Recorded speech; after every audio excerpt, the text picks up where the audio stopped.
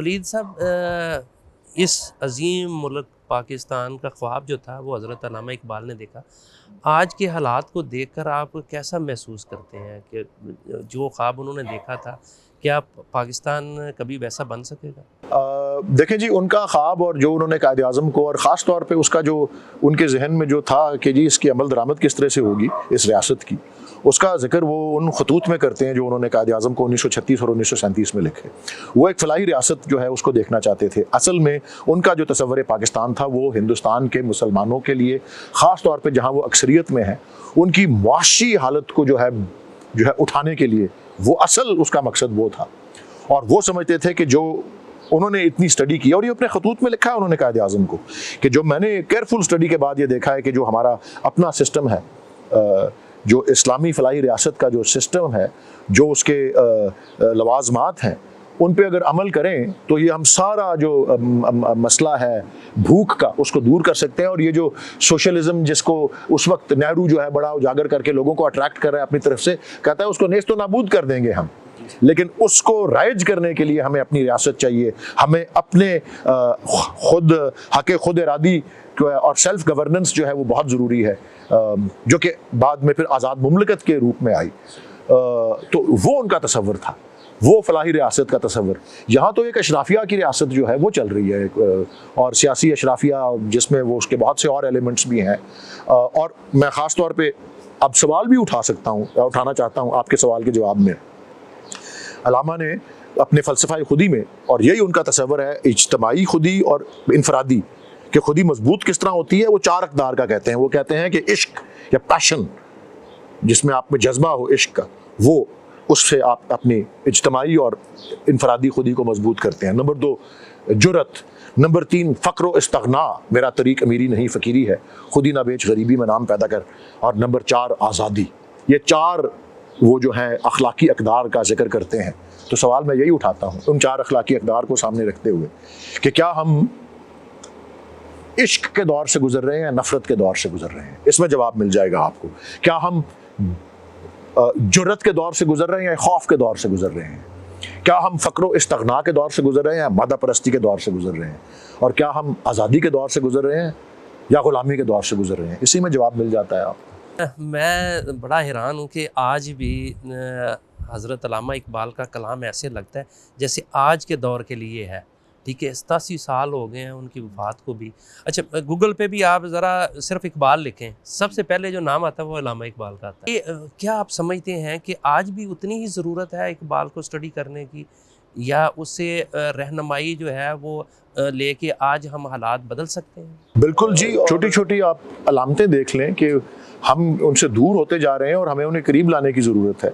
वो छोटी छोटी अलामतें क्या हैं? मैं समझता हूँ, एक, आप शायद अपना बचपन याद कर लें, मुझे तो अपना बचपन याद है।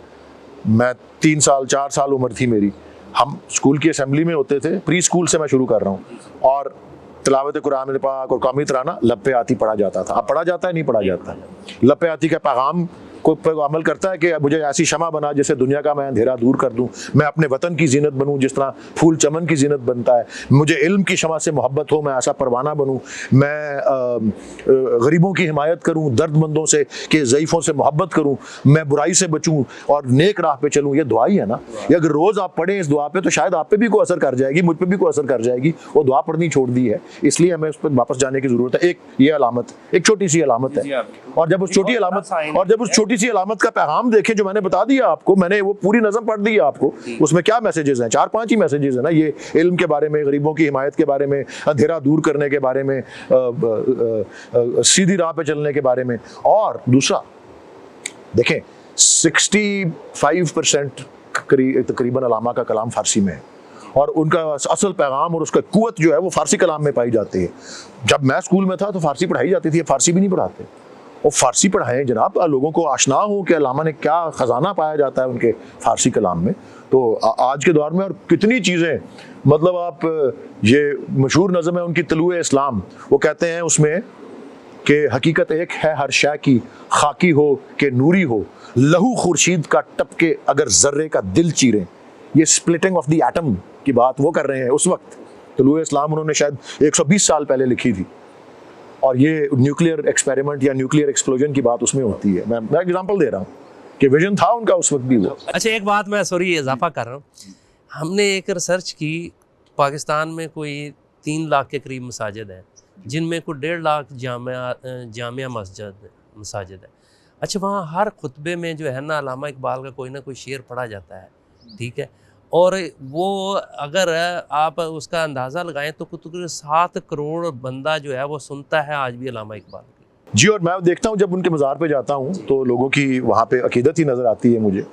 और अब देखें, thanks to media and social media, अब मैं अपने पार्टी की और अपने सियासी मौक़िफ़ की तर्जुमानी करने के लिए, क्योंकि अब मैं लोगों को स्क्रीनों पर नज़र आता हूँ तो लोग मुझे पहचान भी लेते हैं, तो फिर वो आके तस्वीरें खिंचवाते हैं और ये सब तो बड़े एजाज़ की बात है।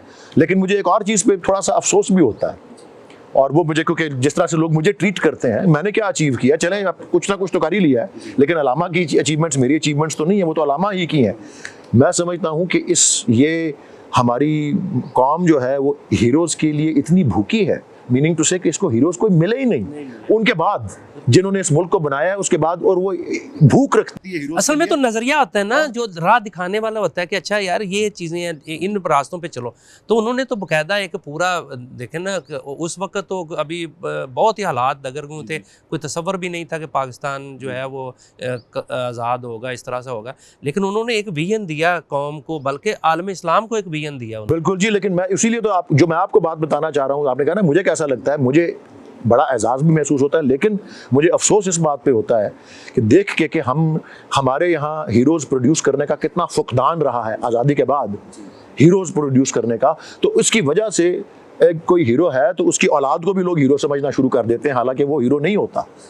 ये मेरा एक्सपीरियंस रहा है उससे। और पैगाम तो उनकी शायरी से ही है कि, और वो साकीनामा उनकी मशहूर नज़म जो है, जिसमें दुआ का भी पहलू है, तड़पने फड़कने की तौफीक दे, दिले मुर्तज़ा सोज़े सिद्दीक दे, और खिरत को गुलामी से आज़ाद कर, जवानों को पीरों का उस्ताद कर, तेरे आसमानों के तारों की खैर, ज़मीनों के शब जिंदादारों की खैर, जवानों को सोज़े जिगर बख्श दे, मेरा इश्क मेरी नज़र बख्श दे, मेरा इश्क मेरी नज़र बख्श दे। बहुत शुक्रिया जी, बहुत खुशी हुई, बड़ा मज़ा आया आपसे गुफ्तगू करके।